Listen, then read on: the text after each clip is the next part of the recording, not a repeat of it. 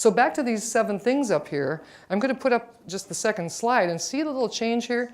What do you think is the difference between the first 4 and the last 3, besides the fact that I changed the color of the last 3? Why would I change the color on the last 3? What's the difference? Yes? Those are all to do with verbal communication. Good, all right. So the first 4 are your visual, and the last 3 are your auditory. These are your visual means of communication, and the last 3 are your auditory. You are a walking, talking, audio-visual representation of yourself all the time. That is what you are. And if you were a silent movie, you would have only the first 4, right? And if you were the radio, you would have only the last 3. But luckily, you have all 7 of these. It's why it's important to make sure that we bring all 7 of these things under our control and to use them to our advantage. Because we have 7 of them, we might as well make every channel work. You've probably heard the phrase mixed message. Boy, did that guy give me a mixed message. What does that mean? It means that not all 7 of these things were heading in the same direction. And let me tell you a couple things about that. There have been so many studies with this, verifiable over and over again, lots of different types of studies, but it turns out the same way every time.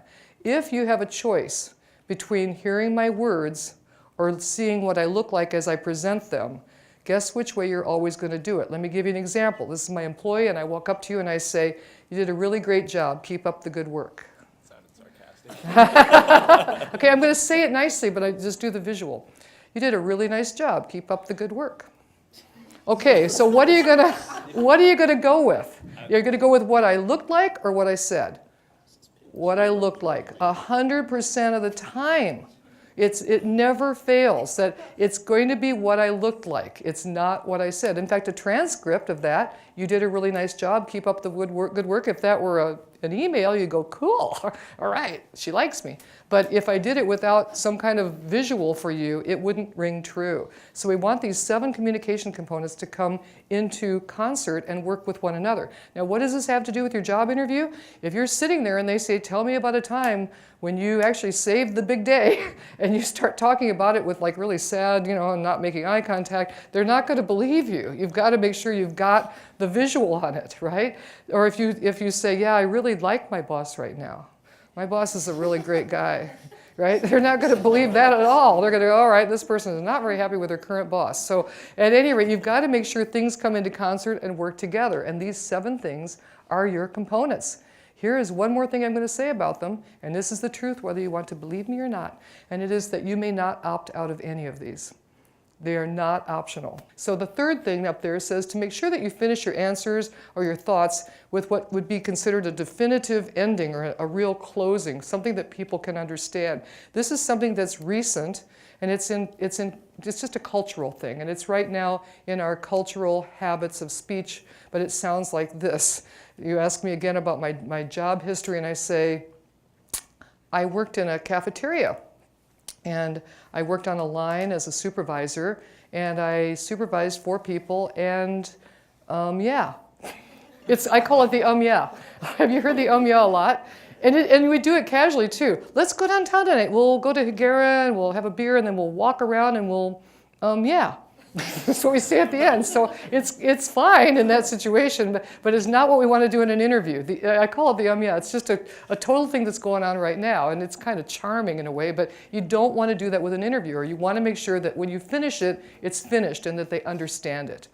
The fourth thing I want to put up there, and I'm a behaviorist, so I try to never put up things that are not a real doable behavior, but I'm going to do it anyway, because this is more of like a philosophy, something to put inside of you when you're going to go do this interview. And it says this: make sure that you generate confidence in yourself, but not cockiness. And there is a difference. There's definitely a difference. This is a very tricky thing because it's a fine line. And when you think about it, an interview really is a chance where you need to brag about yourself. You do need to say what you've accomplished. And it's no time to really be humble, but it is definitely a time to not be cocky. And there's a difference here. Now, how do you figure that out? I would say the best way is to ask for help. And you have lots of people in the advising center and counselors and all kinds of people who could help you, and just give them your shtick and tell them, "Here's what I want to say to this answer. Here's what I want to do if somebody asks me this." And make sure that it doesn't sound like you single-handedly managed to save the day and save the rainforest and at the same time rescue babies, because it's not going to come off well. Nobody's going to believe you anyway. So you want to make sure that you do it assertively and that you do it competently, but you not do it cockily, because it's not a good image to have. Think for a second, and I like to think of this as in the interviews, that I'm in there to try to get the job, but sitting across from me is a person who wants to hire the right person for the job. So we, in a sense, have goals that could adjoin, that could align if all things go well. I want the job. The person interviewing me wants to find the person for the job. I want to be that person for the job. And you want to make sure that you don't come off in any way that makes them say, I'm not hiring that person because I don't want to take a bunch of flack back at work for hiring somebody who has such a big ego that he or she can't fit into our organization. So we want to make sure that that ego stays in check, and at the same time you talk yourself up. So if you have an interview over the telephone, you obviously do not have use of the first 4 components, but you do have fabulous use of the last 3. What do? What you do is you just pump up the volume, I don't mean literally the loudness, on the things that you have available to you. You want to make sure that your voice sounds very sparkly and upbeat and positive. How do you do that? Well, in the 1950s, Ma Bell came up with something that actually works. And that was like when there were telephone operators, like real human, they were all women. And Ma Bell figured out, Bell Telephone, that if they put mirrors in the cubicles of the women who were operators and told them to smile while they were talking on the phone, the smile communicates through. You can actually hear whether someone is smiling or not on the telephone. So when you're doing a phone interview, you want to make sure that you stay a little brighter, a little more positive. Make sure you keep that smile up even though nobody can see you. And it does communicate through. I've got a few of you really nodding because I think you probably know that it really does make a big difference. So if you've got a telephone interview, it's not ideal, but go for it and just make sure you stay very bright on that telephone. Now we're talking about verbal content, and do I have a couple more minutes? Okay, so with verbal content, I'm going to just mention a couple things that are important, and especially right now for you, at the point that you're getting ready to go on job interviews, some things to make you more powerful. I'm going to go through them quickly so I get you out of here on time. There are some things that will help you to be more powerful with your verbal content. I could talk for another hour about verbal content, and I can't because we will run out of time. But here are some things to become more powerful. The first one is to eliminate fillers. Fillers are things that you use to fill up the air. They could be sounds you made like or they could be words you use like okay, okay, or you know, you hear people doing that when they're talking a lot. So those are called fillers. They're also called verbal crutches. And it's important to see what you can do to eliminate them, to just not succumb to the idea that I have to fill empty space with some kind of a sound or some kind of a word. Silence is more powerful. Let me see if I can do an example for you.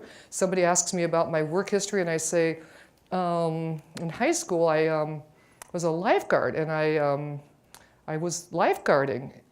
So versus in high school, I was a lifeguard, and I was lifeguarding. And then I go on talking. That silence is more powerful than the ums, because the ums become distracting to the person who's doing the listening. So we want to eliminate those fillers. How do you do it? 2 quick ways to do it. One way is to ask for help from someone.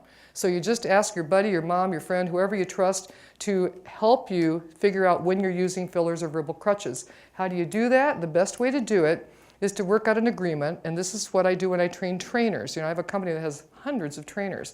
And so when I'm training trainers, we reach an agreement ahead of time that you're going to talk and keep talking. I don't want to stop you. I don't want to interrupt you. But every time you go or okay, I just lift my finger. So what happens is every time you say okay, you see me lift my finger, you keep on talking, and now it's built a brain connection. So that what happens is that you're starting to hear when you say or okay, you start to hear it because I've given you a visual cue.